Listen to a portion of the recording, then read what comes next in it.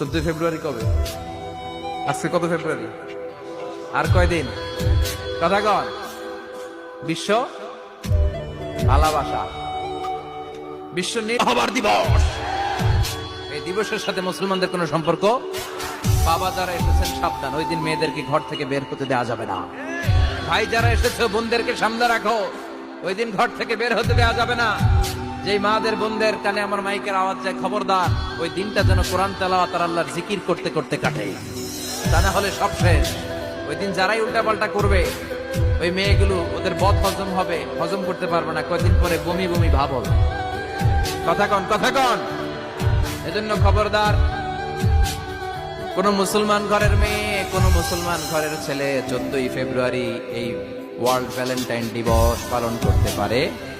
এগুলোর সাথে আমাদের সম্পর্ক নাই, তাদের মধ্যে কোনো ভালোবাসা নাই, মিল মোহাম্মত নাই। তারা বছরে একটা দিন দেখানোর জন্য পালন করে, আমাদের সারা বছরই তো ভালোবাসা। কথা কন।